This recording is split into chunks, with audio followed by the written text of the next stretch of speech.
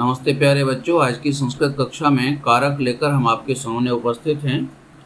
कारक में है पंचमी विभक्ति अपादान कारक। ठीक है, तो अपादान कारक में सबसे पहले हम जानते हैं कि परिभाषा सूत्र क्या है, किसे कहते हैं अपादान, और उसके साथ ही साथ साधन सूत्र भी है।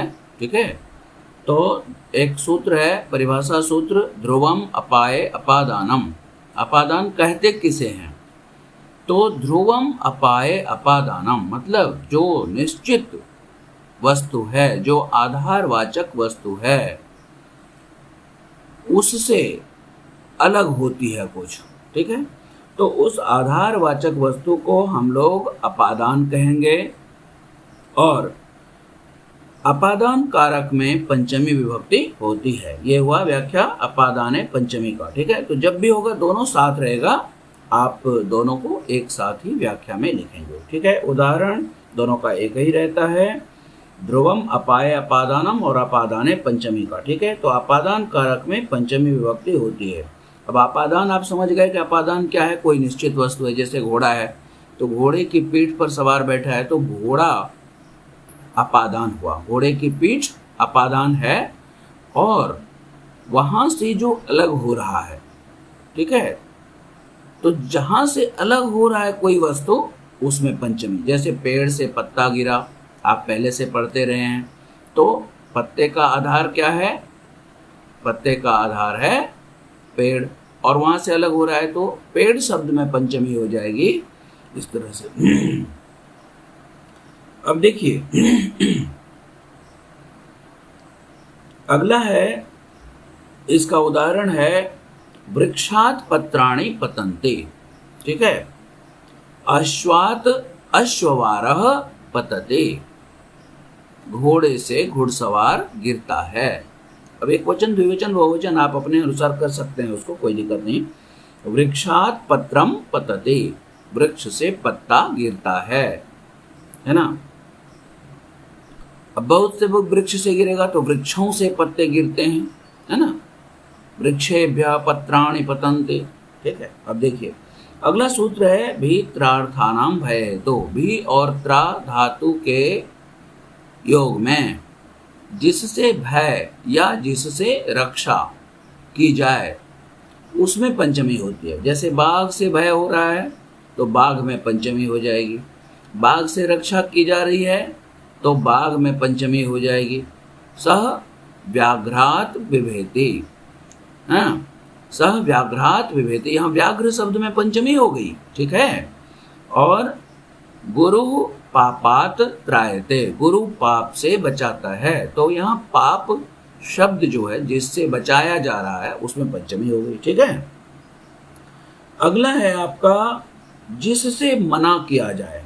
ठीक है, जैसे सस्यात वृषभम वारयति, वार धातु है मना करने के अर्थ में, सस्यात वृषभम वारयति मतलब फसल से बैल को रोकता है, बचाता है। ठीक है, अब इसके बाद क्या करना है आपको कि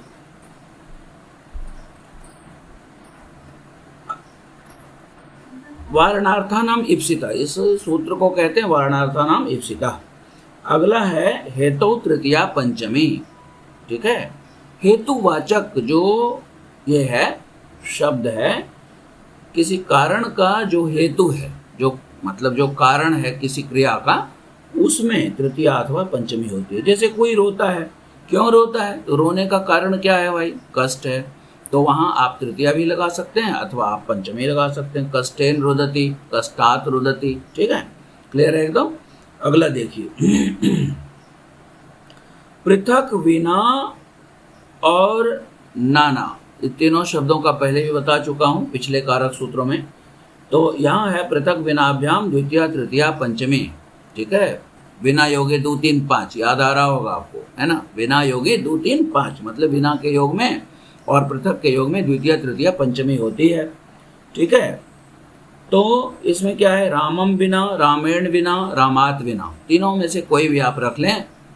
रामेण बिना अयोध्या शून्य, रामात बिना अयोध्या शून्य, और रामम बिना अयोध्या शून्य, तीनों ही सही है। ठीक है, तो आपको अगर द्वितीया तृतीया पंचमी में से कोई भी दे दे और रेखांकित कर दे और पूछे कारण, तो आप इसमें कारण क्या बताएंगे, है ना, बिना योगे लिख देना है। ठीक है, और पंचमी या द्वितीया जो भी विभक्ति होगी वो लिखेंगे आप। ठीक है, अब देखिए आख्यातोपयोगे, एक सूत्र है आख्यातोपयोगे।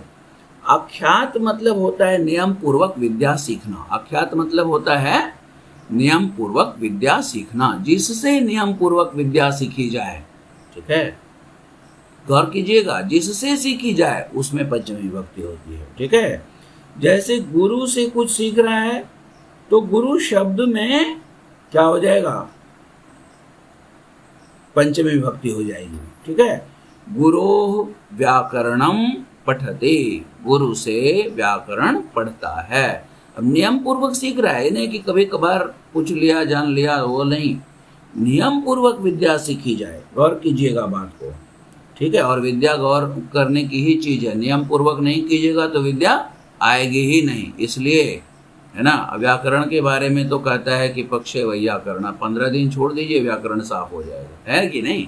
इसलिए व्याकरण पर बहुत ध्यान देने की जरूरत होती है।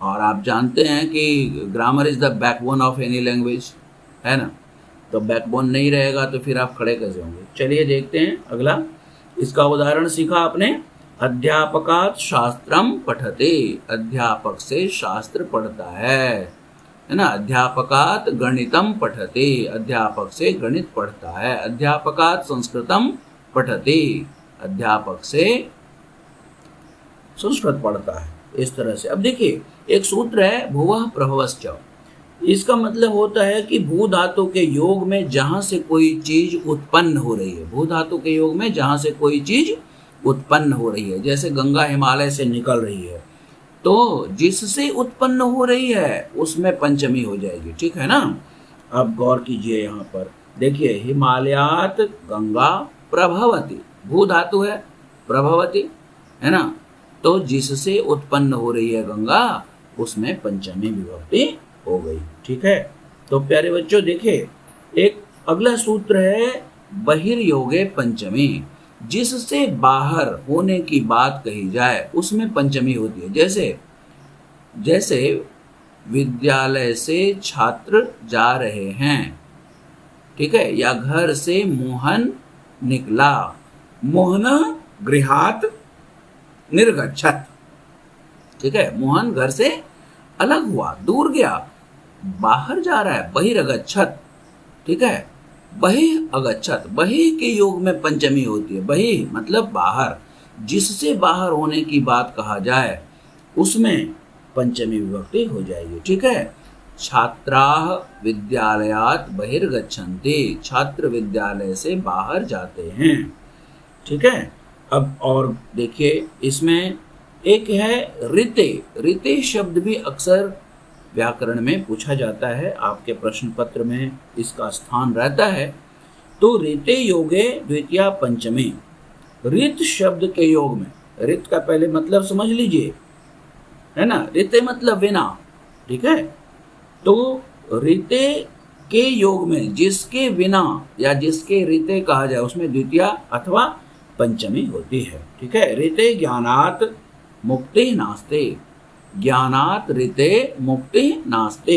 ठीक है, ज्ञान के बिना मुक्ति नहीं है। ऋते कृष्णात् नास्ति सुखम, कृष्ण के बिना सुख नहीं है। ठीक है, अब देखिए एक सूत्र और बहुत महत्वपूर्ण दिख रहा है, जनि कर्तु प्रकृति, कहता है कि जन धातु के कारण में, जन धातु उत्पन्न होना, जन्म देना, होना। ठीक है, तो जन धातु के कारण में जो जन धातु माने जिससे उत्पन्न हो रहा है उसमें पंचमी होती है। जैसे ब्रह्मणा प्रजा प्रजायन्ते, मतलब ब्रह्मा से प्रजा की, लोगों की उत्पत्ति होती है। ठीक है, दुग्धात् दधि जायन्ते, है ना। अब देखिए यहाँ जन धातु है तो दूध से हो रही है उत्पत्ति दही की, इसलिए दूध शब्द में दुग्धात हो गया, पंचमी हो गई, ठीक है ना। तो इस तरह से आप इसको समझ सकते हैं, एक बार दो बार पढ़ें, देखें, समझें और इसको आत्मसात करें, अपने में एडजस्ट करना है। इन नियमों को थोड़ा सा ध्यान से देख लीजिएगा, दो बार तीन बार सुन लीजिएगा वीडियो, तो आपको बिल्कुल याद हो जाएगा और आप समय पर इसका उपयोग भी कर पाएंगे। दिस इज़ माय गारंटी, ठीक है। तो वीडियो अच्छी लगे तो ज़रूर लाइक शेयर सब्सक्राइब करें, इसको नहीं भूलें, क्योंकि यही मेरा इंस्पिरेशन है। थैंक यू, धन्यवाद।